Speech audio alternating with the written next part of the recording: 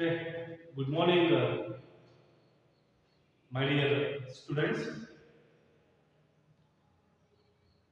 Actually, last class ಅಲ್ಲಿ ನಾವು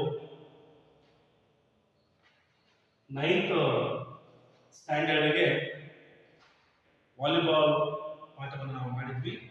ಇವತ್ತು ಸಹ ಈ ವರ್ಷ ಇಂಗ್ಲಿಷ್ ಮೀಡಿಯಂನಲ್ಲಿ ನಾವು ವಾಲಿಬಾಲ್ನಲ್ಲಿ ಬರ್ತಕ್ಕಂತಹ ಸ್ಕಿಲ್ಸ್ಗಳನ್ನ ನಾವು ಹೇಳ್ಕೊಡ್ತೀವಿ ಅಂದರೆ.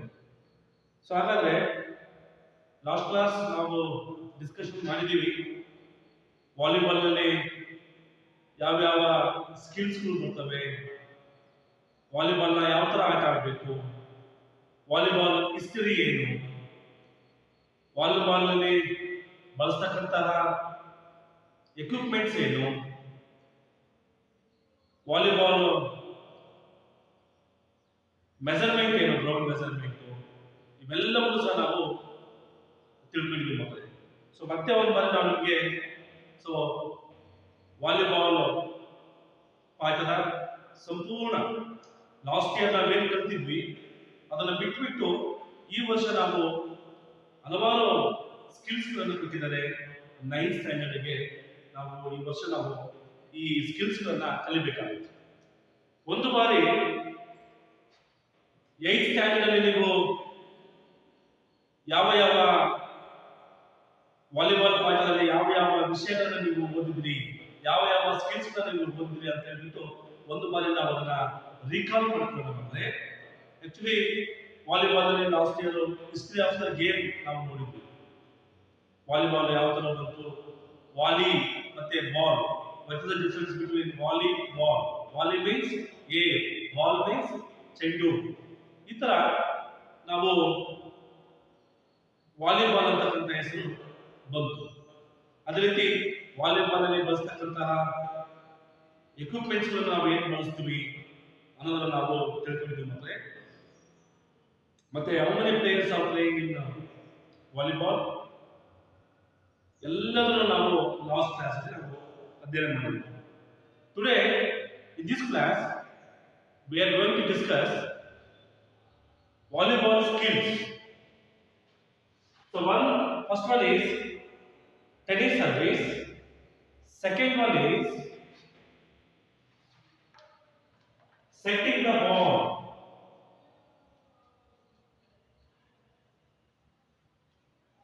setting the ball, third one is strike,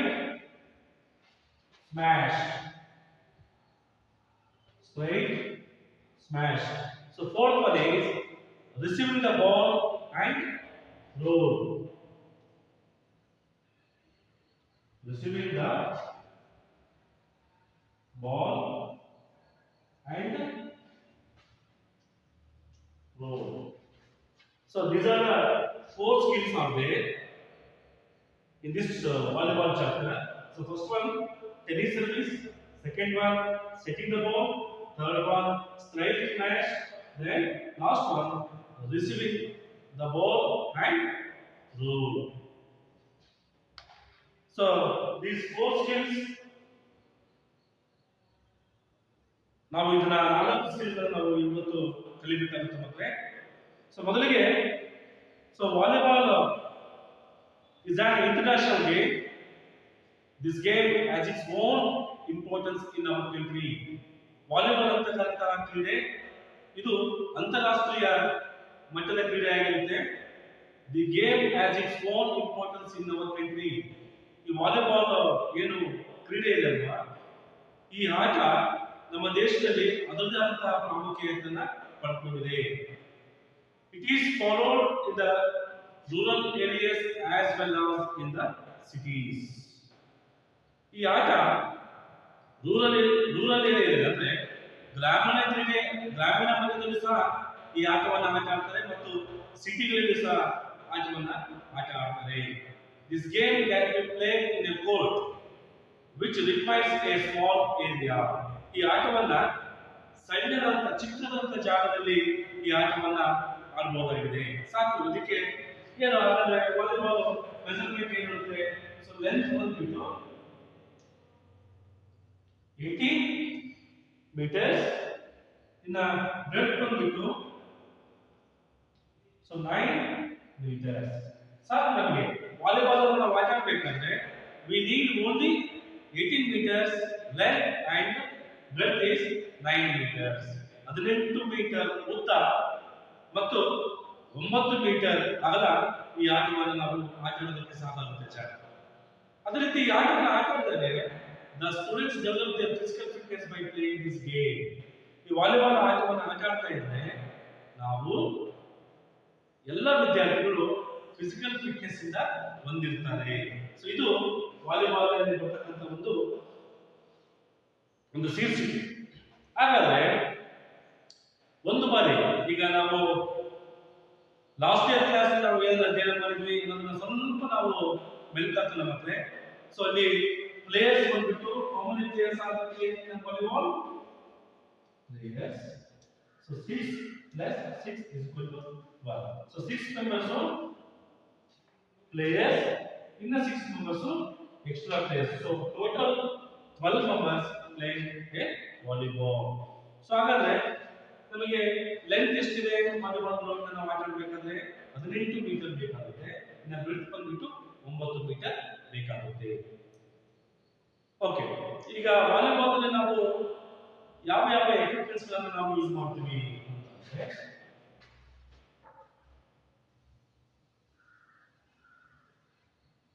so ಒಂದೇನು ಬಾಲ್ ಬೇಕು, ಎರಡನೇದು ಹೋಲ್ಸ್, ಮೂರನೇದು ನೆಟ್, ನಾಲ್ಕನೇದು ಆಂಟೆನಾ, ಮತ್ತೆ ಬೇಕು. ಸಾಕು. ನಾವು ವಾಲಿಬಾಲ್ ಆಟ ಆಡಬೇಕಾದ್ರೆ 4 ಇದ್ಬಿಟ್ರೆ ಸಾಕು. ನಮಗೆ ಫಸ್ಟ್ ಏನ್ ಬೇಕು? ಗ್ರೌಂಡ್ ಬೇಕು. ಅದು ಇದ್ದೇ ಇರುತ್ತೆ ಎಲ್ಲ ಶಾಲೆಯಲ್ಲಿ, ಅಂಕಣ ಇದ್ದೇ ಇರುತ್ತೆ. ಬಾಲ್ ಬೇಕಾಗುತ್ತೆ, volleyball. This is the volleyball ಬೇಕಾಗುತ್ತೆ. ಇನ್ನ ಪೋಲ್ಸ್ ಬೇಕಾಗುತ್ತೆ, ಆ ಕಡೆ ಈ ಕಡೆ ನೆಟ್ಟನ್ನ ಕಟ್ಟಲಿಕ್ಕೆ ಪೋಲ್ಸ್ ಬೇಕು, ನೆಟ್ ಬೇಕು, ಮತ್ತೆ ಆಂಟೆನಾ ಬೇಕು. ಇದಿಷ್ಟು ವಾಲಿಬಾಲ್ ಕ್ರೀಡೆಯಲ್ಲಿ ಬಳಸ್ತಕ್ಕಂತಹ ಎಕ್ವಿಪ್ಮೆಂಟ್ಸ್ ಇಷ್ಟು ಬೇಕಾಗುತ್ತೆ. ಆದರೆ ಇನ್ನ 6+6 ಆಟಗಾರರು ಇರ್ತಾರೆ, 6 ಜನ ಒಳಗಡೆ ಆಟ ಆಡ್ತಾರೆ, 4 ಜನ ಎಕ್ಸ್ಟ್ರಾ ಪ್ಲೇಯರ್ಸ್ ಇರ್ತಾರೆ.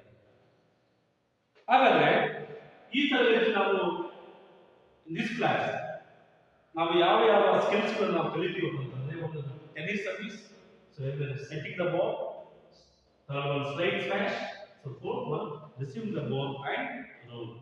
ಮಕ್ಕಳೇ, ನೀವೆಲ್ಲ ಇಂದಿನ ತರಗತಿಯಲ್ಲಿ ಅಥವಾ ಪ್ರೈಮರಿ ಸೆಕ್ಷನ್ ಅಲ್ಲಿ ನೀವೆಲ್ಲ ಹೋಗಿದ್ದೀರಿ, ಸ್ಪೋರ್ಟ್ಸ್ ಗೆಲ್ಲ ಹೋಗಿದ್ದೀರಿ, ಆಟ ಆಡಿದ್ದೀರಿ, ವಾಲಿಬಾಲ್ ಚೆಂಡನ್ನು ನೋಡಿದ್ದೀರಿ, ವಾಲಿಬಾಲ್ ಬರ್ತಕ್ಕಂಥ ರೂಲ್ಸ್ ರೆಗ್ಯುಲೇಷನ್ ಎಲ್ಲ ಗೊತ್ತಿದೆ. ನೀವು ವಾಲಿಬಾಲ್ ಅಲ್ಲಿ ಆಟ ಆಡಬೇಕಾದ್ರೆ ಫಾರ್ ಎಕ್ಸಾಂಪಲ್ ಟೆನ್ನಿಸ್ ಸರ್ವಿಸ್, ಈ ಟೆನ್ನಿಸ್ ಸರ್ವಿಸ್ ನ ನೀವು ಮಾಡಿರ್ತೀರ ವಾಲಿಬಾಲ್ ಅಲ್ಲಿ ಆಟ ಆಡಬೇಕಾದ್ರೆ, ಬಟ್ ನಿಮಗೆ ಅದರ ಹೆಸರು ಗೊತ್ತಿಲ್ಲ. ನಿಮಗೆ ಗೊತ್ತಿದ್ರೆ ಯಾರಿಗಾದ್ರು ನೋ, ನಿಮಗೆ ಏನಪ್ಪ ಗೊತ್ತಿರೋದು? ಒಂದು ಅಂಡರ್ಹ್ಯಾಂಡ್ ಸರ್ವಿಸ್, ಇನ್ನೊಂದು ಬ್ಯಾಟಿಂಗ್ ಸರ್ವಿಸ್ ಅಂತ ಕರಿತೀವಿ ಎಲ್ಲ ಆಡು ಭಾಷೆ. ಆಕ್ಚುಲಿ ದಟ್ ಈಸ್ ಇದು ಬ್ಯಾಟಿಂಗ್ ಸರ್ವಿಸ್ ಅಲ್ಲ, ಇದು ಟೆನ್ನಿಸ್ ಸರ್ವಿಸ್. ಅರ್ಥ ಆಯ್ತಲ್ವಾ? ನಿಮಗೆ ಆಟ ಆಡಬೇಕಾದ್ರೆ ಎಲ್ಲ ಸ್ಕಿಲ್ಸ್ ಕಲ್ತಿರ್ತೀರಿ. ನೋಡಿ, receiving the ball and roll ಅಂತ ಇದೆ. ನೀವು ಆಟ ಆಡಬೇಕಾದ್ರೆ, ಮ್ಯಾಚ್ ಆಟ ಆಡಬೇಕಾದ್ರೆ ಅಲ್ಲಿ ನೋಡಿ ಬಾಲ್ ಇದೆ ಅಂತಂದ್ರೆ, ಸೊ ಈ ತರ ತಗೊಂಡ್ಬಿಟ್ಟು ನಾವು ರೋಲ್ ಮಾಡ್ತೀವಿ. ನೀವು ಇದನ್ನ ಸ್ಕಿಲ್ ನೀವು ಮಾಡಿರ್ತೀರಿ, ಬಟ್ ಈ ಸ್ಕಿಲ್ ಹೆಸರು ನಿಮ್ಗೆ ಗೊತ್ತಿರಲ್ಲ. ಹಾಗಾಗಿ ಇದರ ಉದ್ದೇಶ ಏನಪ್ಪ ಅಂತಂದ್ರೆ, ವಾಲಿಬಾಲ್ ನಾವು ಏನ್ ಸ್ಕಿಲ್ಸ್ ಕಲಿತೀವಿ ಅದರ ಹೆಸರು ಸಹ ಗೊತ್ತಿರಬೇಕು ಅಂತ ಹೇಳ್ಬಿಟ್ಟು ಇವತ್ತು 4 ಈ ತರಗತಿಯಲ್ಲಿ 4 ಸ್ಕಿಲ್ಸ್ ಗಳನ್ನ ಕೊಟ್ಟಿದ್ದಾರೆ. This is a type of service which is very powerful. ಈ ಟೆನ್ನಿಸ್ ಸರ್ವಿಸ್ ಅಂತಕ್ಕಂಥದ್ದು ಇದು ಒಂದು ಸರ್ವಿಸ್ ಅಲ್ಲಿ ಒಂದು ಟೈಪ್ ಇದೆ. ಸೊ ಎಷ್ಟು ಸರ್ವಿಸ್ಗಳು ಬರ್ತವೆ? We are saying 3 types of service. One underhand service, second one is tennis service, so third one is jump and ball, toss the jump. So ನೋಡಿ, 3 ನಾವು ಸರ್ವಿಸ್ ಅನ್ನ ನೋಡ್ತೀವಿ ಮಕ್ಕಳೇ. ಸೊ ಬಾಲ್ ನ ಏನ್ ಮಾಡ್ತೀವಿ, ಟಾಸ್ ಮಾಡಿಬಿಟ್ಟು ಆಮೇಲೆ ಜಂಪ್ ಮಾಡಿ ಹೊಡೆಯೋದು, ಅದು ಮೂರನೆಯ ಸರ್ವಿಸ್ ಆಗುತ್ತೆ ಮಕ್ಕಳೇ. ಹಾಗಾದ್ರೆ ಈ ಟೆನ್ನಿಸ್ ಸರ್ವಿಸು ಬಹಳಷ್ಟು ಪವರ್ಫುಲ್ ಸರ್ವಿಸು. ನಾವು ಬೇಗ ಎದುರಾಳಿ ತಂಡದ ಆಟಗಾರರನ್ನು ವಂಚಿಸಿಬಿಟ್ಟು ನಾವು ಅತಿ ಹೆಚ್ಚಿನ ಪಾಯಿಂಟ್ಸ್ ಗಳನ್ನು ತಗೊಳ್ಳಲು ನಾವು ಸಫಲರಾಗ್ತೇವೆ. Since the movement of hand hitting the ball is similar to the service in tennis, the skill is called tennis service. ಯಾಕೆ ಟೆನ್ನಿಸ್ ಸರ್ವಿಸ್ ಅಂತ ಹೆಸರು ಯಾಕೆ ಬಂತು? What is the reason? Tennis ಗೇಮ್ಗೂ ಮತ್ತು ವಾಲಿಬಾಲ್ ಗೇಮ್ಗೂ ಏನು ಸಂಬಂಧ ಅನ್ನೋದಾದ್ರೆ, ಸೊ ಯಾಕೆ ಅಂತಂದ್ರೆ ಈ ಸರ್ವಿಸ್ ವಾಲಿಬಾಲ್ ಅಲ್ಲಿ ನಾವು ಬಾಲ್ ತಗೊಂಡ್ಮೇಲೆ ನಾವು ಮಾಡ್ತಕ್ಕಂತಹ ಸರ್ವಿಸ್ ಬಾಲ್ ನ ಟಾಸ್ ಮಾಡ್ತೀವಲ್ವಾ, ಸೊ ಟಾಸ್ ಮಾಡಿ ಕಿಕ್ ಮಾಡ್ತೀವಿ. ಸೊ ಈ ಒಂದು ಸ್ಕಿಲ್ ನಾವೆಲ್ಲಿ ನೋಡ್ತೀವಪ್ಪ ಅಂತಂದ್ರೆ ಟೆನ್ನಿಸ್ ಆಟದಲ್ಲಿ ನೋಡ್ತೀವಿ. ಯಾವ ಆಟದಲ್ಲಿ? ಟೆನ್ನಿಸ್. ಅದಕ್ಕೆ ಏನಂತ ಕರಿತೀವಿ? ಲಾನ್ ಟೆನ್ನಿಸ್ ಏನಂತ ಕರಿತೀವಿ? Lawn tennis. ಇವೆಲ್ಲ ನೋಡಿದ್ರೆ ಲಾನ್ ಟೆನ್ನಿಸ್ ಗೊತ್ತಾ ಯಾರಿಗಾದ್ರು? ಓಕೆ, ಯಾರಿಗೆ ಗೊತ್ತಿಲ್ಲ ನೀವೆಲ್ಲ ನೋಡಿರ್ಬೋದು. ಸಾನಿಯಾ ಮಿರ್ಜಾ ಆಟ ಆಡ್ತಾರಲ್ವಾ, ಸಾನಿಯಾ ಮಿರ್ಜಾ ಆಟ ಆಡ್ತಾರೆ, ಆಮೇಲೆ ಮಹೇಶ್ ಭೂಪಡ್ ಅವರು ಆಟ ಆಡ್ತಾರೆ. ಈ ತರ ಅನೇಕ ಕ್ರೀಡಾಪಟುಗಳು ಈ ಆಟವನ್ನು ಆಟ ಆಡ್ತಾರೆ. ಹಾಗಾಗಿ ಈ ಲಾನ್ ಟೆನ್ನಿಸ್ ಅಲ್ಲಿ ಸರ್ವಿಸ್ ಮಾಡ್ತಕ್ಕಂಥ ಸ್ಟೈಲ್ ಯಾವ ಇದೆ ಅಂತಂದ್ರೆ ಬಾಲ್ ತಗೊಳ್ತಾರೆ, ಟಾಸ್ ಮಾಡ್ತಾರೆ, ಹಿಟ್ ಮಾಡ್ತಾರೆ. ಈ ಒಂದು ಸ್ಕಿಲ್ ವಾಲಿಬಾಲ್ ಅಲ್ಲಿ ಇರೋದ್ರಿಂದ ಅವರ ಸೇಮ್ ಸ್ಕಿಲ್ ನ ಸರ್ವಿಸ್ ಅನ್ನ ನಾವು ಇಲ್ಲಿ ವಾಲಿಬಾಲ್ ಅಲ್ಲಿ ಮಾಡೋದ್ರಿಂದ ಹಾಗಾಗಿ ಇದಕ್ಕೆ ಟೆನ್ನಿಸ್ ಸರ್ವಿಸ್ ಅಂತಕ್ಕಂಥ ಹೆಸರು ಬಂತು. ಫಾರ್ ಎಕ್ಸಾಂಪಲ್ ನೋಡಿ, ಬಾಲ್ ಹೇಳ್ಕೊಳ್ತೀವಿ ಲೈಕ್ ದಿಸ್. ಆಕ್ಚುಲಿ ನಿಮಗೆ ಟೆನ್ನಿಸ್ ಸರ್ವಿಸ್ ಅನ್ನ ನಿಮ್ಮ ಟೆಕ್ಸ್ಟ್ ಬುಕ್ ಅಲ್ಲಿ ಬಹಳ ಚೆನ್ನಾಗಿ ಕೊಟ್ಟಿದ್ದಾರೆ, ಅದು ನೋಡ್ಬೇಕು. ಫಸ್ಟ್ ಸ್ಕಿಲ್ ಯಾವ ಇದ್ದಾರೆ, ಸೊ ಬಾಲ್ ನೋಡಿ. ಸೊ ಸೆಕೆಂಡ್ ಏನ್ ಮಾಡಿದ್ದಾರೆ, ಸ್ವಲ್ಪ ಕೈಯಲ್ಲಿ ತಗೊಂಡಿದ್ದಾರೆ, ಬಾಲ್ ನ ಟಾಸ್ ಮಾಡಿದಾರಲ್ವಾ, ಸೊ ಬಾಲ್ ಟಾಸ್ ಮಾಡಿ ಆಮೇಲೆ ಈ ತರ ಹೊಡೆಯೋದು. ಓಕೆ ನೋಡಿ, ಈ ತರ ಹೊಡಿಬೇಕಾಗುತ್ತೆ. ಸೊ ಇದು ಟೆನ್ನಿಸ್ ಸರ್ವಿಸ್ ಅಂತ ಹೇಳಿ. ಈ ಸರ್ವಿಸ್ ಅನ್ನ ಮಾಡೋದ್ರಿಂದ ಬಹಳಷ್ಟು ಪವರ್ಫುಲ್ ಆಗಿರುತ್ತೆ, ಆಮೇಲೆ ಅತಿ ಹೆಚ್ಚಿನ ನಾವು ಪಾಯಿಂಟ್ಸ್ ಗಳನ್ನ ತಗೊಳ್ಬಹುದು. ಹಾಗಾದ್ರೆ ಈ ಟೆನ್ನಿಸ್ ಸರ್ವಿಸ್ ಅನ್ನ ನಾವು ಮಾಡಬೇಕಾದ್ರೆ ಯಾವ ಯಾವ ಕಲಿಕಾಂಶಗಳನ್ನು ನಾವು ತಗೊಳ್ಬೇಕು? ಯಾವ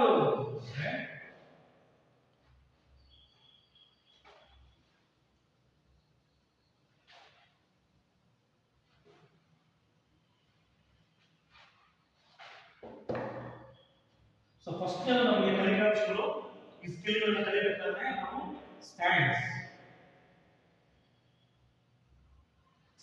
ಬೇಕು, ಎಕ್ಸಿಬಿಷನ್,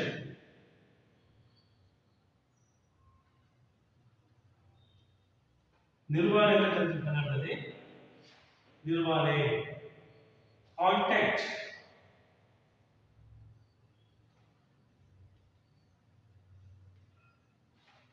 ನಾಲ್ಕನೇದು ಫಾಲೋ,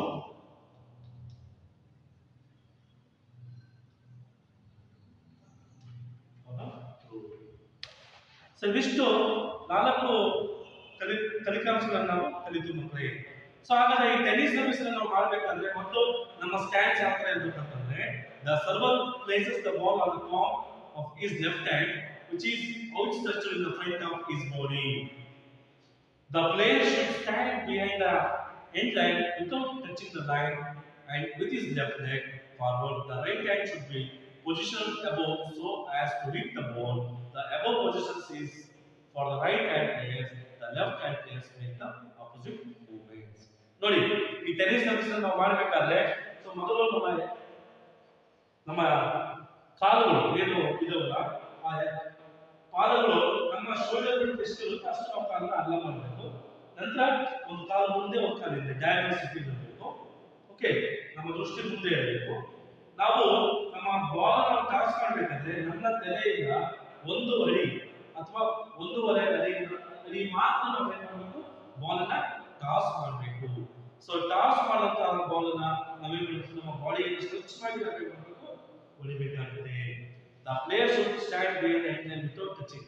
ಸೊ ನೋಡಿ ಇದೆಲ್ಲ ನಾವು ಮಾಡಬೇಕಾದ್ರೆ ಅಲ್ಲಿ ಸರ್ವಿಸ್ ಲೈನ್ ಕೊಡುತ್ತಲ್ವಾ, ಆ ಸರ್ವಿಸ್ ಲೈನ್ ನಾವು ಯಾವುದೇ ಕಾರಣಕ್ಕೂ ಟಚ್ ಮಾಡಬಾರ್ದು, ತೊಳಿಬಾರ್ದು. ಓಕೆ, ಒಂದು ಲೆಫ್ಟ್ ಲೈನ್ ಮುಂದೆ ಇರುತ್ತೆ, ರೈಟ್ ಲೈನ್ ಹಿಂದೆ ಇರುತ್ತೆ. ಸರ್ವಿಸ್ ಲೈನ್ ನೋಡ್ತಾ ಇರಬೇಕು. ಬಾಲ್ ನ ನಮ್ಮ ತಲೆಯಿಂದ ಫೋರ್ ಹೆಡ್ ಇರುತ್ತಲ್ವಾ, ಅಲ್ಲಿಂದ ಒಂದರಿಂದ ಒಂದೂವರೆ ಇಷ್ಟು ನಾವು ಟಾಸ್ ಮಾಡಿಬಿಟ್ಟು ನಾವು ಬಾಡಿ ಸ್ಟ್ರೆಚ್ ಮಾಡಿಬಿಟ್ಟು ಈ ತರ ಹೊಡಿಬೇಕಾಗುತ್ತೆ. So this is tennis service. Stance tennis service ಮಾಡಬೇಕಾದ್ರೆ ನಮ್ಮ ಸ್ಟ್ಯಾನ್ಸ್ ಈ ತರ ಇರಬೇಕು. ಇನ್ನ execution, toss and serving action. Toss ಮಾಡಬೇಕು, ಸರ್ವಿಸ್ ನ ಮಾಡಬೇಕು. The ball should be tossed about 1.5 feet in front of forehead. ನೋಡಿ ನಾವು ಬಾಲ್ ನ ಟೆನ್ನಿಸ್ ಸರ್ವಿಸ್ ಮಾಡಬೇಕಾದ್ರೆ ನಮ್ಮ ಫೋರ್ಹೆಡ್ ಇದೆ ಅಲ್ವಾ, ಇದು ಈ ಫೋರ್ಹೆಡ್ ಇಂದ 1 feet or 1.5 feet, ಸೊ ಅಷ್ಟು ನಾವು ಏನು ಮಾಡಬೇಕು, ನಮ್ಮ ಬಾಲ್ ನ ಟಾಸ್ ಮಾಡಬೇಕು ಅಂತ ಹೇಳಿದೆ. The height of the toss depends on the personal capacity of the player. ನೋಡಿ ಈಗ ನನ್ನ ಹೈಟ್ ಇಷ್ಟಿದೆ, ಅಂತಂದ್ರೆ ನನ್ನ ಫೋರ್ಹೆಡ್ ಇಂದ 1 ಅಥವಾ 1.5 ಅಡಿಯಷ್ಟು ನಾನು ಬೇರೆ ಟಾಸ್ ಮಾಡಬಹುದು. ಫಾರ್ ಎಕ್ಸಾಂಪಲ್ ನನ್ನ ಕೆಲವು ಹುಳುಗಳು ಇರ್ತಾರೆ, ನನ್ನ ಕೆಲವು ಎತ್ತರ ಇದೆ, ಅಂತಹ ಆಟಗಾರರು ಅವರು ಟಾಸ್ ಅನ್ನ ಅವರ personal capacity of the player, ಅವರ ಹೈಟಿಗೆ ತಕ್ಕಂತೆ ಬಾಲ್ ಅನ್ನ ಟಾಸ್ ಮಾಡಬೇಕು ಅಂತ ಹೇಳ್ತಾರೆ. To make the service more effective, the player arches his upper body backwards with his knees bending a little. The right hand is raised to the shoulder level with the elbow slightly bent. As the ball drops down, the right hand should be withdrawn backwards, and with the quick action, the left hand player should move the opposite leg and hand. Simple ಮಕ್ಕಳೇ, ಈ execution ಈ tennis service ನ ಮಾಡಬೇಕು. ಯಾವ ತರ ಮಾಡಬೇಕು ಅಂತಂದ್ರೆ ನಮ್ಮ ಹೈಟಿಗೆ ತಕ್ಕಂತೆ ನಾವು ನಮ್ಮ ಬಾಲ್ ಅನ್ನ ಟಾಸ್ ಮಾಡಬೇಕು. ನನ್ನ ಹೈಟ್ ಎಷ್ಟಿದೆ ಅಂತಂದ್ರೆ ನನ್ನ ಫೋರ್ಹೆಡ್ ಇಂದ 1 ಅಡಿ ಅಥವಾ 1.5 ಅಡಿಯಷ್ಟು ನಾವು ಬಾಲ್ ನ ಟಾಸ್ ಮಾಡಬೇಕು, ಬಾಲ್ ಸ್ಟ್ರೆಚ್ ಮಾಡಬೇಕು, ಹೊಡಿಬೇಕು, ಮತ್ತೆ ನಾವು ನಮ್ಮ ಅಂಕಣಕ್ಕೆ ನಾವು ಹೋಗಬೇಕು. ಇನ್ನ ಕಾಂಟ್ಯಾಕ್ಟ್, ಯಾವ ತರ ನಮ್ಮ ಬಾಡಿ ಕಾಂಟ್ಯಾಕ್ಟ್ ಇರಬೇಕು. The ball should B contact at the back and the center with the open palm. The bottom of the palm first contacts the ball, and then the fingers point at the top of the ball to rotate its form as it is in. ನೋಡಿ ನಮ್ಮ ball ಗೆ ನಮ್ಮ contact ಯಾವ ತರ ಇರಬೇಕು ಅಂತಂದ್ರೆ ನಾವು toss ಮಾಡುವಂತ ಬಾಲ್ ಕರೆಕ್ಟ್ ಆಗಿ ನಮ್ಮ ಪಾಮ್ ಅಂದ್ರೆ ಅಂಗೈ ಟಚ್ ಆಗಬೇಕು, ಮತ್ತೆ ಫಿಂಗರ್ ಟಚ್ ಆಗಿ ಹೊಡಿಬೇಕಾಗುತ್ತೆ. ನೋಡಿ ಲೈಕ್ ದಿಸ್, ಈ ತರ ನೋಡಿ, ಈ ತರ ನಾವು ಹೊಡಿಬೇಕಾಗುತ್ತೆ. ಓಕೆ, ಒಟ್ಟು ನಾವು ಹೊಡಿತಕ್ಕಂತ ಬಾಲು ನಮ್ಮ ಏನು ಪಾಮ್ ಇದೆ ಅಲ್ವಾ, ಫಿಂಗರ್ಸ್ ಮತ್ತೆ ಪಾಮ್, ಅದು ಎಲ್ಲದಕ್ಕೂ ಸಹ ಟಚ್ ಆಗಬೇಕು. ನೋಡಿ ಈ ತರ ಟಚ್ ಆಗಬೇಕು. ಹಾಗಾದ್ರೆ ಮಾತ್ರ ಏನಾಗುತ್ತೆ, ಬಾಲಿಗೆ ಕರೆಕ್ಟ್ ಆಗಿ ಕಾಂಟ್ಯಾಕ್ಟ್ ಇದೆ ಅಂತ ಹೇಳ್ಬಿಟ್ಟು ನಾವು ಹೇಳ್ಬೋದು. ಇನ್ನ ಫಾಲೋ ಅಪ್ ಏನಿರುತ್ತೆ, the movement of the serving hand decides the direction in which ball travels. As the service is executed, the non-serving hand moves downward. As the ball is contacted, the body weight is transferred to the front leg and the rear leg moves forward immediately. ನೋಡಿ ನಾವು ಹೊಡೆದಂತಹ ಬಾಲು ನಾನು ಎಡಗೈಯಲ್ಲಿ ಮುಂದೆ ಇಟ್ಟು ಅಂತಂದ್ರೆ ಆ ಗೆರೆಯನ್ನು ನೋಡ್ತಾ ಇರಬೇಕು, ಸರ್ವಿಸ್ ಲೈನ್ ಗೆರೆ ನೋಡ್ಬಿಟ್ಟು ಹೊಡೆದಂತಹ ಬಾಲನ್ನು ಹೊಡೆದ್ಮೇಲೆ ನಾನು ಲೆಫ್ಟ್ ಲೆಗ್ ಅಲ್ಲಿ ಇಟ್ಬಿಟ್ಟು ಮತ್ತೆ ನನ್ನ ಏನು ಬ್ಯಾಕ್ ಲೆಗ್ ಇದೆ ಅಲ್ವಾ, ಅದನ್ನ ನಾವೇನು ಮಾಡಬೇಕು, ವಾಪಸ್ ತಗೊಂಡು ನಾವು ಅಂಕಣದ ಒಳಗಡೆ ಹೋಗ್ಬೇಕಾಗುತ್ತೆ. ರಿಯರ್ ಲೆಗ್ ಮೂವ್ಸ್ ಫಾರ್ವರ್ಡ್, ಎಡಗಾಲನ್ನು ನಾವು ಮುಂದೆ ಇಟ್ಮೇಲೆ ರಿಯರ್ ಲೆಗ್ ಅಂದ್ರೆ ಯಾವುದು, ಬಲಗಾಲ ರೈಟ್ ಲೆಗ್ ಬರುತ್ತೆ, ಅದನ್ನ ನಾವೇನು ಮಾಡಬೇಕು, ಫಾರ್ವರ್ಡ್ ಮಾಡಬೇಕು. Immediately the player enters the court and takes part in further proceeding of the game. ನೋಡಿ ಸರ್ವಿಸ್ ಮಾಡಿದ ತಕ್ಷಣ ನಾವು ಅಲ್ಲೇ ಇರ್ಬೋದು. ಸೊ ಇಮಿಡಿಯೇಟ್ಲಿ ನಾವೇನು ಮಾಡಬೇಕು, enter the court and takes part.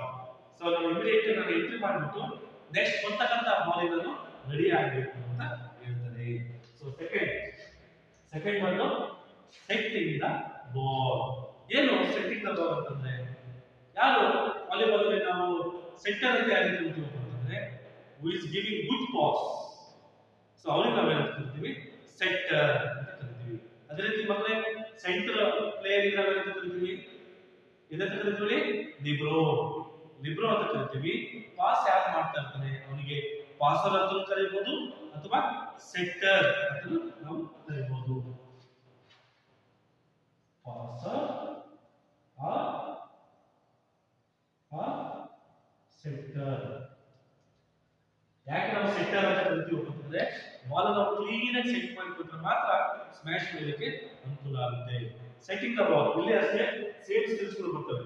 Setting the ball skill ನಾವು ಕಲಿಬೇಕಾದ್ರೆ ಫಸ್ಟ್ ಸ್ಟ್ಯಾನ್ಸ್ ಕರೆಕ್ಟ್ ಇರಬೇಕು. ಯಾವ ತರ ಇರಬೇಕು ಸ್ಟ್ಯಾನ್ಸ್, ಎಕ್ಸಿಕ್ಯೂಷನ್ ಯಾವ ತರ ಇರಬೇಕು, ಕರೆಕ್ಟ್ ಟೈಪ್ ಮತ್ತೆ follow through. Setting the ball is very important skill in volleyball. Volleyball ನಾವು ಅತಿ ಹೆಚ್ಚು ಪಾಯಿಂಟ್ಸ್ ತಗೊಳ್ಬೇಕಾದ್ರೆ ಸೆಟ್ಟರ್ ಕರೆಕ್ಟ್ ಇರಬೇಕು. The success of the team depends on the intelligence and ability of the player setting the ball. ನೋಡಿ ಅಲ್ಲಿ setter ಅಂತಕ್ಕಂಥ ಕ್ರೀಡಾಪಟು ಬಹಳಷ್ಟು ಚೆನ್ನಾಗಿ ಅವನ ಮೆಂಟಲಿ ಅಬಿಲಿಟಿ ಬಹಳ ಚೆನ್ನಾಗಿದೆ. ಯಾಕಂದ್ರೆ ಪಾಸ್ ಹಾಕಕ್ಕೆ ಪಾಸ್ ಹಾಕಬೇಕು, ಡ್ರಾಪ್ ಹಾಕಕ್ಕೆ ಡ್ರಾಪ್ ಹಾಕಬೇಕು, ಈ ತರ ಬಹಳಷ್ಟು ಇಂಟೆಲಿಜೆನ್ಸ್ ಇಂದ ಅವನು ಆಟವನ್ನು ಆಡಬೇಕು. The skill involves the high-end coordination and requires a combination of timing and tactics to increase its effectiveness. ನೋಡಿ ಸ್ಕಿಲ್ ಅನ್ನ ಅವನು ಎಷ್ಟು ಚೆನ್ನಾಗಿರ್ಬೇಕು ಅಂತಂದ್ರೆ ಅವನ ಕೈ ಮತ್ತೆ ಕಣ್ಣು ಮತ್ತೆ ಕಾಲನ್ನ ಚಲನೆ ಬಹಳಷ್ಟು ಚೆನ್ನಾಗಿರ್ಬೇಕು. ಬರೇ ಪಾಸ್ ಹಾಕೋದು ಅಷ್ಟೇ, ಬರೇ ಪಾಸ್ ಹಾಕಿ ಸ್ಮ್ಯಾಶ್ ಕೊಡ್ಸೋದು ಅಷ್ಟೇ. ಸೊ ಪಾಸಿನ ಜೊತೆ ಅವನು ಪಾಸ್ ಹಾಕ್ತಾ ಮಾಡಬೇಕು, ಜಸ್ಟ್ ಅದೇನ್ ಮಾಡಬೇಕು, ಹಿಂದ್ಗಡೆ ನೆಕ್ಕಿನ ಮುಂಭಾಗಕ್ಕೆ ಬೀಳ್ತಕ್ಕಂಥ ಬಾಲನ್ನ ಹಾಕ್ಬೋದು. ಅವಾಗ ಏನಾಗುತ್ತೆ, ಇಮಿಡಿಯೇಟ್ ಏನಾಗುತ್ತೆ, ಡ್ರಾಪ್ಗೆ ಹೋಗುತ್ತೆ. ಅಲ್ಲೋಡಿ ಕೊಟ್ಟಿದೆ ಸ್ಟ್ಯಾನ್ಸ್ ಯಾವ ತರ ಇರಬೇಕು. Place a one leg ahead in the direction of setting the ball. Keep the back straight with the hips and knees bent. ನೋಡಿ first place on leg ahead in the direction of setting the ball. First ball ಎಲ್ಲಿ ಬರುತ್ತೆ ಅನ್ನೋದನ್ನ ಗಮನ ಇಟ್ಟು ನೋಡಬೇಕು, ಮತ್ತೆ ಕಡೆಯವನು ಹೋಗಬೇಕಾಗುತ್ತೆ. Keep the back straight with the hip and knees bent. ನೋಡಿ ಬಾಲ್ ಬಂದರೆ ನಮ್ಮ ಶೋಲ್ಡರ್ ಮತ್ತು ನಮ್ಮ ಏನು ಬೆನ್ನಿದೆ ಅಲ್ವಾ ಅದು ಸ್ಟ್ರೈಟ್ ಆಗಿ ಇರಬೇಕು. ಸ್ವಲ್ಪ ಸ್ಟ್ರೈಟ್ ಆಗಿ ಮೊಣಕಾಲ ಬೆಂಡ್ ಆಗಿರಬೇಕು. Action is okay. The head should be lifted up and the eyes focused on the ball. ಎದ್ದು ತಲೆ ಮೇಲೆ ಇರಬೇಕು, ಆಮೇಲೆ ನಮ್ಮ ಕಣ್ಣುಗಳು ಬಾಲ್ ಗೆ ಫೋಕಸ್ ಆಗಿರಬೇಕು, ಬಾಲ್ ಗೆ ನೋಡ್ತಾ ಇರಬೇಕು. The shoulders should be parallel and in the direction of setting the ball. ನಮ್ಮ ಶೋಲ್ಡರ್ ಯಾವ ತರ ಇರಬೇಕು ಅಂದ್ರೆ ಪ್ಯಾರಲಲ್ ಆಗಿರಬೇಕು. The hand should be above the level of eyes. Arms should be parallel to the ground and about 45 degrees to the shoulders. ನೋಡಿ ನಮ್ಮ shoulder ಮತ್ತೆ hand ಇದು 45 ಡಿಗ್ರಿ ಅಷ್ಟು ಇರಬೇಕು. ಆಮೇಲೆ ನಮ್ಮ arms be parallel to the ground about ಏನು ನಮ್ಮ ಶೋಲ್ಡರ್ ಇರಲ್ವಾ ಅದು 45 ಡಿಗ್ರಿ ಅಷ್ಟು ಇರಬೇಕು. The thumb and the finger should be formed in the shape of a cup. The ball should be pointed about 10 cm in front of the forehead and pushed forward and upward.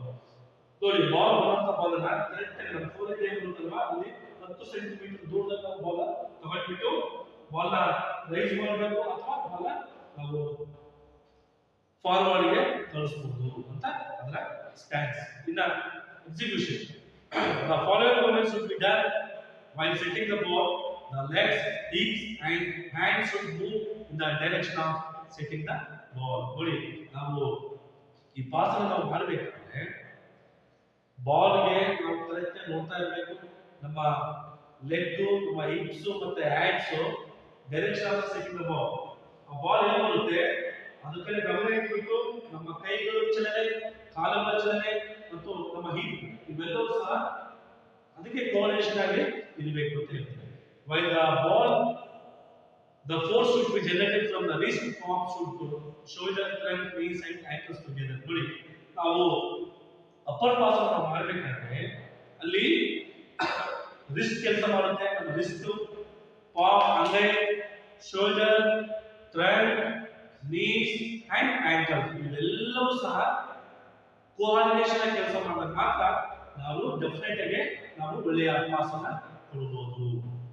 Okay, contact ಯಾವ ತರ ಇರುತ್ತೆ? as the body moves towards the ball, the hand should move upward from the level of the eyes. The ball should be contact with the thumb and fingers without making a double contact sound, without the ball resting on the fingers and without the contact the ball with the palm. ನೋಡಿ ನಾವು upper pass ಅನ್ನು ಕೊಡಬೇಕಾದ್ರೆ ನೋಡಿ pass ಅನ್ನು ಕೊಡಬೇಕಾದ್ರೆ sound ಬರಬಾರ್ದು, ಯಾವುದೇ ಕಾರಣಕ್ಕೂ ಸೌಂಡ್ ಅನ್ನ ಬರಬಾರ್ದು. ಆಮೇಲೆ ಬಾಲ್ ಕ್ಯಾರಿ ಮಾಡಬಹುದು. ಆಮೇಲೆ ಆದಷ್ಟು ಫಿಂಗರ್ ನಾವು ಏನ್ ಮಾಡಬೇಕು, ಬಾಲ್ ನ ಪಾಸ್ ಕೊಡಬೇಕು ಅಂತ ಹೇಳ್ಬಿಟ್ಟು ಹೇಳ್ತಾರೆ ಮಕ್ಕಳೇ. ಫಿಂಗರ್ ನಾವು ಏನ್ ಮಾಡಬೇಕು, ಪಾಸ್ ಅನ್ನ ಕೊಡಬೇಕು. ಆಮೇಲೆ ಫಾಲೋ ಅಪ್, ನಾಲ್ಕನೇ ಫಲಿತಾಂಶ ಅಂತಂದ್ರೆ ಎಲ್ಲ ಪಾಸ್ ಆದ ನಾವು ಏನ್ ಮಾಡಬೇಕು, after playing the ball decisively towards the target, the arm should be extended and hand should move towards the direction of the pass. ನೋಡಿ, ಪಾಸ್ ಅನ್ನ ಮಾಡಿದ್ಮೇಲೆ ನಮ್ಮ ದೃಷ್ಟಿ ಬೇರೆ ಕಡೆ ಹೋಗ್ಬೇಕು, ಮೀನ್ಸ್ ಅದೇ ಗ್ರೌಂಡ್ ಅಲ್ಲಿ ಇರಬೇಕು. ಅವ್ರು ಪಾಸ್ ಹಾಕಿದ್ಮೇಲೆ ನಮ್ಮ ಪ್ಲೇಯರ್ ಸ್ಮ್ಯಾಶ್ ಮಾಡ್ತಾರೆ, ಸ್ಮ್ಯಾಶ್ ಮಾಡಿದಂತ ಬಾಲ್ ಮತ್ತೆ ಅದು ವಾಪಸ್ ಬರ್ತಾರೆ. ನೆಕ್ಸ್ಟ್ ಪ್ರೋಸೆಸ್ ನಾವು ರೆಡಿಯಾಗಿ ಇರಬೇಕು. So third skill is strike smash. Volleyball ಅಲ್ಲಿ ಇದು ಬಹಳ ಪ್ರಮುಖ ಪಾತ್ರ ವಹಿಸುತ್ತೆ. ವಾಲಿಬಾಲ್ ಅಲ್ಲಿ ಆಟ ಆಡಬೇಕಂದ್ರೆ ಎಲ್ಲರೂ ಸಹ ನಾವು ಸ್ಮ್ಯಾಶ್ ಮಾಡಬೇಕು, ನಾನು ಸ್ಮ್ಯಾಶ್ ಮಾಡಬೇಕು ಅಂತ ಹೇಳ್ತಾರೆ. ಬಹಳಷ್ಟು ಈ ಸ್ಕಿಲ್ ಎಲ್ಲರಿಗೂ ಇಷ್ಟ ಆಗುತ್ತೆ. ಏನ್ ಹೇಳಿದ್ರು, the strike smash skill is on exciting smashing skill which is very powerful, attacking and effective, and that which is desired by the every player. ನೋಡಿ, ನಾನು ಅದನ್ನ ಹೇಳಿದೆ, ಈ ಸ್ಕಿಲ್ ಅನ್ನ ಎಲ್ಲರೂ ನಾನು ಸ್ಮ್ಯಾಶ್ ಮಾಡಬೇಕು, ನನಗೆ ಆ ಸ್ಮ್ಯಾಶ್ ಅನ್ನು ಕಲಿಬೇಕು ಅಂತಕ್ಕಂಥ ಆಸಕ್ತಿ ಇರ್ತಾರೆ. ಸೊ ಹಾಗಾದ್ರೆ ಇಲ್ಲಿ ಮೊದಲನೇ ಫಲಿತಾಂಶ ಹೇಳುತ್ತೆ ದಿ ಅಪ್ರೋಚ್. ಅಂದ್ರೆ ನಾವು ಸ್ಟ್ರೈಕ್ ಸ್ಮ್ಯಾಶ್ ಅನ್ನು ಕಲಿಬೇಕಾದ್ರೆ ಸೊ ಮೊದಲನೇ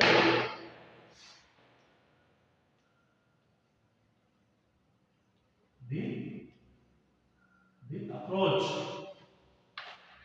ಯಾವ ತರ ಇರಬೇಕು, the attacker observes the movements of the ball and moves towards it. The attacker should be take a minimum of 3 steps prior of the taking off. ನೋಡಿ, ನಾವು strike smash ಅನ್ನು ಮಾಡಬೇಕಾದ್ರೆ ನಾವು ಮೊದಲು 3 ಹೆಜ್ಜೆಗಳನ್ನು ಕರೆಕ್ಟ್ ಇರಬೇಕು. ಲೆಫ್ಟ್, ರೈಟ್, ಇಲ್ಲಿ ನಾವು ಟೇಕ್ ಆಫ್ ತಗೊಂಡು ಜಂಪ್ ಮಾಡಿ ಹೊಡಿಬೇಕು. ಈ ಸ್ಟ್ರೈಕ್ ಸ್ಮ್ಯಾಶ್ ನಾವು ಮಾಡಬೇಕಾದ್ರೆ ಸೊ ನಮ್ಮ ಅಪ್ರೋಚ್ ಬಹಳಷ್ಟು ಕರೆಕ್ಟ್ ಆಗಿರಬೇಕು. ಸೊ ಅದಕ್ಕೆ ನಾನು ಈ ಸ್ಟ್ರೈಕ್ ಸ್ಮ್ಯಾಶ್ ನಾವು ಕಲಿಬೇಕಾದ್ರೆ 3 ಸ್ಟೆಪ್ಸ್ ನಾವು ಕಲಿಬೇಕು. So first left, right, again left ಹೆಜ್ಜೆ ಇಟ್ಟು ನಾವು ಜಂಪ್ ಮಾಡಿ ಹೊಡಿಬೇಕಾಗುತ್ತೆ. ಟೇಕ್ ಆಫ್ ನ ಕರೆಕ್ಟ್ ಆಗಿ ತಗೊಳ್ಬೇಕು. ಸೊ ಬಾಲ್ ಅನ್ನು ನೋಡ್ತಾ ಇರಬೇಕು, ಬಾಲ್ ಅನ್ನು ನೋಡಿಬಿಟ್ಟು ನಾವು ಅದನ್ನ ಟೇಕ್ ಆಫ್ ಅನ್ನ ಮಾಡಬೇಕಾಗುತ್ತೆ. The player should approach perpendicular to the center line. ನೋಡಿ, ಸೆಂಟರ್ ಲೈನ್ ನಾವು ನೋಡ್ಕೊಂಡು ಬಿಟ್ಟು ನಾವು ಅಪ್ರೋಚ್ ಮಾಡಬೇಕು. The first step should be a small one, the second a little longer, and the third still more longer. ನೋಡಿ, ನಾವು 3 steps ನಾವು ಕಲಿಬೇಕಾದ್ರೆ, ನಾವು ಸ್ಟ್ರೈಕ್ ಸ್ಮ್ಯಾಶ್ ಅನ್ನು ಹೊಡಿಬೇಕಾದ್ರೆ ಫಸ್ಟ್ ಸ್ಟೆಪ್ ಏನಾಗಿರಬೇಕು, ಚಿಕ್ಕದಾಗಿರಬೇಕು, ಸ್ಮಾಲ್ ಆಗಿರಬೇಕು. ಸೆಕೆಂಡ್ ಸ್ಟೆಪ್ ಏನಾಗಿರಬೇಕು, ಏನು ಫಸ್ಟ್ ಸ್ಟೆಪ್ ನಾವು ಬಿಟ್ಟಿರ್ತೀವಿ ಅದಕ್ಕೆ ಸ್ವಲ್ಪ ಲಾಂಗ್, ಸ್ವಲ್ಪ ದೊಡ್ಡ ಹೆಜ್ಜೆ ಇರಬೇಕು. ಥರ್ಡ್ ಸ್ಟೆಪ್ ಈಸ್ ಎರಡನೇ ಹೆಜ್ಜೆಗಿಂತಲೂ ಸ್ವಲ್ಪ ದೂರ ಹೆಜ್ಜೆ ಇಟ್ಬಿಟ್ಟು ಎರಡೂ ಕಾಲುಗಳಿಂದ ಟೇಕ್ ಆಫ್ ಮಾಡಿಬಿಟ್ಟು ನಾವು ಜಂಪ್ ಮಾಡಬೇಕು. ಆಗ ಮಾತ್ರ ಜಂಪ್ ಮಾಡಲಿಕ್ಕೆ ಈಸಿ ಆಗುತ್ತೆ. The take off. ನೆಕ್ಸ್ಟ್ ಏನಿರುತ್ತೆ, ದ ಟೇಕ್ ಆಫ್.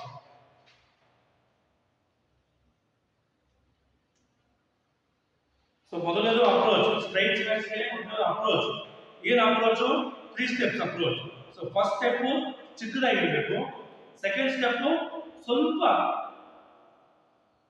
ದೂರ ಹೋಗಬೇಕು, ಇನ್ನು ಥರ್ಡ್ ಸ್ಟೆಪ್ ಅದಕ್ಕೆ ಸ್ವಲ್ಪ ದೂರ ಹೋಗ್ಬಿಟ್ಟು ಎರಡು ಕಾಲದಿಂದ ಜಂಪ್ ಅನ್ನ ಮಾಡಬೇಕು. ಅದು ಚಿತ್ರದಲ್ಲಿ ಕೊಟ್ಟಿದ್ದಾರೆ. ಟೇಕ್ ಆಫ್ ಯಾವ ತರ ಇರುತ್ತೆ ಅಂತಂದ್ರೆ, as the attacker takes his third step, the right hand player should place the right leg and the left hand player the left leg. The rear leg should join the front leg and be ready for the jab. At this moment, the arms are swung downward and backward, and the knees are bent, ready for the takeoff. ನೋಡಿ, ಅಲ್ಲಿ ಕೊಟ್ಟಿದ್ದಾರೆ ನಿಮಗೆ take off ಯಾವ ತರ ಹೋಗಿದ್ದಾನೆ, ಅದು ಚಿತ್ರದಲ್ಲಿ ಕಾಣುತ್ತೆ ನಿಮಗೆ. ನೀವು ಈ ಪಾಠವನ್ನ ಕೇಳಬೇಕಾದ್ರೆ ಟೆಕ್ಸ್ಟ್ ಬುಕ್ ಅನ್ನು ಓಪನ್ ಮಾಡಿ. ಟೆಕ್ಸ್ಟ್ ಬುಕ್ ಅನ್ನು ಓಪನ್ ಮಾಡಿದಾಗ ಮಾತ್ರ ನಿಮಗೆ ವಾಲಿಬಾಲ್ ಅಲ್ಲಿ ಬರ್ತಕ್ಕಂಥ ಸ್ಕಿಲ್ಸ್ ಗಳ ಬಗ್ಗೆ ನಿಮಗೆ ಮಾಹಿತಿ ಸಿಗುತ್ತೆ. ಓಕೆ, ಸೊ ಟೇಕ್ ಆಫ್ ಯಾವ ತರ ಇದೆ ನೋಡಿ, ಎಷ್ಟು ಎರಡೂ ಕಾಲುಗಳನ್ನ ಎಷ್ಟು ಸಾಧ್ಯವಾದಷ್ಟು ಜಂಪ್ ಮಾಡಿದರೆ, ಎಡಗೈ ಕೆಳಗಡೆ ಇದೆ, ಏನು ಹಿಟ್ ಮಾಡ್ತಕ್ಕಂಥ ಕೈ ಏನಿಲ್ವಾ ಅದು ಮೇಲೆ ಇದೆ. The jump involves the coordination of all the body because the explosive action for the jump is generated by the force. ನೋಡಿ ಜಂಪ್ ಯಾವ ತರ ಇರುತ್ತೆ ಅಂತಂದ್ರೆ ಕೈಗಳು ಮತ್ತೆ ಕಾಲುಗಳ ಎಲ್ಲ ಚಲನೆ ಇರಬೇಕು ಆಗ ಮಾತ್ರ ಒಳ್ಳೆಯ ಜಂಪ್ ಕೊಡಲಿಕ್ಕೆ ಸಾಧ್ಯ ಇರುತ್ತೆ. The hitting action. The ball should be catching at the highest point of the tape off and with the open palm should be hit downward and forward. ನೋಡಿ ನಾವು ಹಿಟ್ ಮಾಡಬೇಕಾದ್ರೆ ಟೇಕ್ ಆಫ್ ನಾವು ಚೆನ್ನಾಗಿ ತಗೊಳ್ಬೇಕು ಆಗ ಮಾತ್ರ ಬಾಲ್ಗೆ ನಾವು ಫ್ರಂಟ್ ಲೈನ್ ಬರಲಿಕ್ಕೆ ಸಾಧ್ಯ ಆಗುತ್ತೆ ಇಲ್ಲಾಂದ್ರೆ backward. The ball should be contacted slightly in the front of the shoulders. The hitting hand should contact powerfully on the top of the ball. The palm should be completely open. The attacker should actually strike backwards in the shape of a bow. Bow ಅಂದ್ರೇನು ಏನು bill ಬಲ ಇರುತ್ತಲ್ವಾ ಅದು stretch ಆಗಿರುತ್ತಲ್ವಾ so ಆತರ ನಾವು ಅಲ್ಲಿ ಹೊಡಿಬೇಕಾದ್ರೆ ನಮ್ಮ upper body stretch ಮಾಡಿಬಿಟ್ಟು ಕೈಗಳನ್ನ ನಮ್ಮ ಏನು ಅಂಗೈ ಇದೆ ಅಲ್ವಾ ಫಿಂಗರ್ ಎಲ್ಲ ಓಪನ್ ಮಾಡಬೇಕು ಕರೆಕ್ಟಾಗಿ ಬಾಲ್ಗೆ ಕಾಂಟ್ಯಾಕ್ಟ್ ಕರೆಕ್ಟಾಗಿ ನಾವು ಅದಕ್ಕೆ ಬಾಲ್ಗೆ ಹೊಡಿಬೇಕಾಗುತ್ತೆ. Hitting the ball as so to generate maximum force the ball ಎಷ್ಟು ಸಾಧ್ಯವಾಗುತ್ತೆ ಅಷ್ಟು ನಾವು ಬಾಲ್ಗೆ ಫೋರ್ಸ್ ಹಾಕಿದ್ರೆ ಮಾತ್ರ ಸ್ಮ್ಯಾಶ್ ಏನಾಗುತ್ತೆ ಪವರ್ಫುಲ್ ಆಗಿ ಹೋಗುತ್ತೆ. Ball contact. The ball should be contacted with the palm initially followed by the fingers. Both these actions are completed with the help of the wrist. ನೋಡಿ ಕಾಂಟ್ಯಾಕ್ಟ್ ಯಾವ ತರ ಇರುತ್ತೆ ಅಂತಂದ್ರೆ ನಮ್ಮ ಅಂಗೈ ಮತ್ತು ಫಿಂಗರ್ಸ್ ಕರೆಕ್ಟ್ ಆಗಿ ಬಾಲ್ಗೆ ಈ ತರ ಕಾಂಟ್ಯಾಕ್ಟ್ ಇದ್ದಾಗ ಮಾತ್ರ ಏನಾಗುತ್ತೆ ಬಾಲ್ ಪವರ್ಫುಲ್ ಆಗಿ ಹೋಗಲಿಕ್ಕೆ ಅನುಕೂಲ ಆಗುತ್ತೆ. ಇನ್ನು follow through and lining. So straight fashion jump ಮಾಡಿ ಟೇಕ್ ಆಫ್ ತಗೊಂಡು ಮೂರು ಸ್ಟೆಪ್ ತಗೊಂಡು ಜಂಪ್ ಮಾಡಿ ಹೊರದ್ಮೇಲೆ ಇಮಿಡಿಯೇಟ್ ಆಗಿ ಏನಾಗಬೇಕು ಅವನು ಲ್ಯಾಂಡ್ ಆಗಬೇಕು. ಏನು ಒಂದು ಗ್ರೌಂಡ್ ಅಲ್ಲಿ ಲ್ಯಾಂಡ್ ಆಗ್ತಾನೆ ನೆಕ್ಸ್ಟ್ ಫಾಲೋ ಥ್ರೂ ಅಂದ್ರೆ ನೆಕ್ಸ್ಟ್ ಬರೋ ಸ್ಕಿಲ್ಸ್ ಅವನು ಕಲಿತಾ ಹೋಗ್ತಾನೆ. Receiving the ball last skill ಇದೆ ವಾಲಿಬಾಲ್ ಅಲ್ಲಿ. Receiving the ball and rolling. The player initial position. The player stands with his feet in a parallel position and knees slightly bent. The upper body should be bent forward slightly. ನೋಡಿ ಈ receiving the ball and roll ಇದೆ ಅಲ್ವಾ ಈ skill ಅನ್ನು ನಾವು ಕಲಿಬೇಕಾದ್ರೆ ನಮ್ಮ ಫೀಟ್ಗಳು parallel position ಇರಬೇಕು, ನೀಸ್ಗಳು ಸ್ವಲ್ಪ ಬೆಂಡ್ ಆಗಿರಬೇಕು, upper body should be bend forward slightly ಸ್ವಲ್ಪ ಮುಂದೆಗೆ. ಯಾಕೆ ಬಾಲ್ ಮುಂದೆ ಬೀಳ್ತಾ ಇದ್ರೆ ಅದನ್ನ ತಗೊಳ್ಬಿಟ್ಟು ನಾವೇನ್ ಮಾಡಬೇಕು ರೋಲ್ ಅನ್ನ ಮಾಡಬೇಕು. The body weight should be distributed equally on both feet. ಎರಡು ಕಾಲಿನ ಪಾದದಲ್ಲಿ ನಮ್ಮ ಬಾಡಿ ವೇಟ್ ಏನಾಗಬೇಕು ಈಕ್ವಲ್ ಆಗಿ ಡಿಸ್ಟ್ರಿಬ್ಯೂಟ್ ಆಗಬೇಕು. ಎರಡು ಕಾಲ ಮೇಲೆ ನಾವು ನಮ್ಮ ಬಾಡಿ ವೇಟ್ ಅನ್ನು ಹಾಕಬೇಕು. As the player observes the movement of the ball it should come into his toes. ನೋಡಿ ಟೋಸ್ ಅಂದ್ರೆ ಏನು ಪಾದ ಬರುತ್ತಲ್ವಾ ಅದು ಮೇಲೆ ನಾವು ಬರಬೇಕಾಗುತ್ತೆ. ಇನ್ನ contact base. when the ball drops in front extend the ball leg in this front as much as possible. when the ball drops to the right place the right leg to the right. ನೋಡಿ ball ಮುಂದೆ ಬಿತ್ತು ಅಂತಂದ್ರೆ ಮುಂದೆ ಕಾಲ ಬಿಟ್ಟು ನಾವು ball ಅನ್ನು ತಗೊಂಡು ಮೂವ್ ಮಾಡಬೇಕು. ಅದೇ ಬಾಲ್ ರೈಟ್ ಸೈಡ್ ಇದೆ when the ball drops to right place ಬಲಗಡೆಗೆ ಏನಾದರೂ ಬಿತ್ತು ಅಂತಂದ್ರೆ ರೈಟ್ ಲೆಗ್ ಅನ್ನು ಹಾಕಿಬಿಟ್ಟು ಆಡಿಬಿಟ್ಟು ನಾವು ಏನು ಮಾಡಬೇಕು ರೋಲ್ ಅನ್ನು ಮಾಡಬೇಕು. ಅದೇ for example the ball drops to left place. ಈಗ ನನ್ನ ಎಡಗೈ ಇದೆ ಬಾಲ್ ಈಗ ಫಾರ್ ಎಕ್ಸಾಂಪಲ್ ಇಲ್ಲಿದೆ ಬಾಲ್ ಸೊ ಇಲ್ಲಿ ಬರ್ತಾ ಇದೆ ಅಂತಂದ್ರೆ ಸೊ ನಾವು ಏನು ಮಾಡಬೇಕು ಬಾಲ್ ತಗೊಂಡ್ಬಿಟ್ಟು ನಾವು ಈ ತರ ರೋಲ್ ಮಾಡಬೇಕು. ಓಕೆ ಅದು ಗೊತ್ತಿದೆ ನೋಡಿ ಬಾಲ್ ಮುಂದೆ ಬಿತ್ತು ಅಂದ್ರೆ ಬಾಲ್ ಮುಂದೆ ತಗೊಂಡು ನಾವು ಏನು ಮಾಡಬೇಕು ಸೊ ರೋಲ್ ಅನ್ನು ಮಾಡಬೇಕು. ರೈಟ್ ಬಿತ್ತು ಅಂದ್ರೆ ರೈಟ್ ತಗೊಂಡ್ಬಿಟ್ಟು ನಾವು ಈ ತರ ರೋಲ್ ಮಾಡೋದು. ಲೆಫ್ಟ್ ಬಿತ್ತು ಅಂದ್ರೆ ಲೆಫ್ಟ್ ಅಲ್ಲಿ ತಗೊಂಡ್ಬಿಟ್ಟು ನಾವು ಈ ತರ ರೋಲ್ ಮಾಡೋದು. ಸೊ ನೋಡಿ ಓಕೆ ಅದಾಗಲ್ವಾ ಅದಕ್ಕೆ ಹೇಳೋದು. ಸೊ ಈ ಸ್ಕಿಲ್ ಅನ್ನ ನೀವು ಕಲ್ತ್ರಿ ಅಂತಂದ್ರೆ ಬಹಳಷ್ಟು ನಿಮಗೆ ವಾಲಿಬಾಲ್ ಅಲ್ಲಿ ಅತಿ ಹೆಚ್ಚಿನ ಅಂಕಗಳನ್ನು ಗಳಿಸಿದ್ರೆ ನೀವು ಸಫಲರಾಗ್ತೀವಿ. ಓಕೆ ಇದಿಷ್ಟು ನೋಡಿ ನೀವು ಚಿತ್ರದಲ್ಲಿ ಕೊಟ್ಟಿದ್ದಾರೆ ನೋಡಿ ಎಷ್ಟು ಚೆನ್ನಾಗಿದೆ. Receive the ball and rolling. The player should always be in a alert position and keep his hands close. ನೋಡಿ ಅವನು ಆ ಬಾಲ್ ಅವನು ನೋಡ್ತಾನೆ ಇರಬೇಕು, ಅವನ ಪೊಸಿಷನ್ ಅಲರ್ಟ್ ಆಗಿರಬೇಕು. His hands close to the legs as he moves in the direction of the ball. ನೋಡಿ ಆ ಬಾಲ್ ನೋಡ್ತಾ ಇರಬೇಕು, ಅವನ ಹ್ಯಾಂಡ್ಸ್ ಏನಾಗಿರಬೇಕು, close to the legs. Okay, ಹಾಗಾಗಿ ಈ ಆಟನ ಈ ಸ್ಕಿಲ್ ನಾವು ಕಲಿಬೇಕಂದ್ರೆ ನಮ್ಮ ಕೈ ಮತ್ತು ನಮ್ಮ ಕಾಲುಗಳು ಎರಡು ಕೋಆರ್ಡಿನೇಷನ್ ಇದ್ದಾಗ ಮಾತ್ರ ಈ ಸ್ಕಿಲ್ ಅನ್ನ ನಾವು ಕಲಿತೀವಿ. The hands of the non playing side should be normally beside the body to maintain balance. When the ball drops in front, the body weight should be more on the front leg. ನೋಡಿ, ಒಂದು ವೇಳೆ ball ಮುಂದೆ drop ಆಗ್ತಾ ಇತ್ತು ಅಂದ್ರೆ ನಮ್ಮ ಮುಂದ್ಗಡೆ ಇರೋ ಕಾಲ ಮೇಲೆ ನಮ್ಮ ಬಾಡಿ weight ಬೀಳುತ್ತೆ. When the ball drops to either side, the body weight is concentrated on the leg on the side in which is the ball is approaching. For example, left ಗೆ ಬಿಟ್ಟು ಅಂತಂದ್ರೆ ಎಡಗಾಲ ನಾವು ಪಕ್ಕ ಇಟ್ಬಿಟ್ಟು ಹೋಗ್ತೀವಿ. ಬಲಗಡೆ ಬಾಲ್ ಡ್ರಾಪ್ ಆಗ್ತಾ ಇತ್ತು ಅಂದ್ರೆ ಬಲಗಡೆಯಿಂದ ಚಾರ್ಜ್ ಬಿಟ್ಟು ಬಲಗಾಲ ಚಾರ್ಜ್ ಬಿಟ್ಟು ನಾವು ಬಾಲ್ ನ ಹೊಡಿತೀವಿ. ಇದಿಷ್ಟು ರಿಸೀವಿಂಗ್ ದ ಬಾಲ್ ಈ ಕೌಶಲ್ಯದ ಬಗ್ಗೆ ನಾನು ನಿಮಗೆ ಹೇಳ್ಕೊಡ್ತೀನಿ ಮಕ್ಕಳೇ. ಇದು ಎಲ್ಲರಿಗೂ ಇವತ್ತು ಈ ಪಾಠದಲ್ಲಿ ಬರ್ತಕ್ಕಂಥ ಎಲ್ಲ ಕೌಶಲ್ಯಗಳು ಅರ್ಥ ಆಗಿದೆ ಅಂತ ತಿಳ್ಕೊಳ್ತಾ ಈ ಪಾಠವನ್ನು ಮುಗಿಸ್ತಿದ್ದೇನೆ. ನೀವೆಲ್ಲ ವಿಡಿಯೋಸ್ ನೋಡ್ಬಿಟ್ಟು ಮನೆಯಲ್ಲಿ ಆದಷ್ಟು ಈ ಸ್ಕಿಲ್ಸ್ ಕೆಳಗಡೆ ಗಮನ ಹರಿಸಿ ಈ ಸ್ಕಿಲ್ ಅನ್ನ ಕಲಿಯೋದಕ್ಕೆ ಪ್ರಯತ್ನ ಮಾಡಿ. ನಮಸ್ಕಾರ.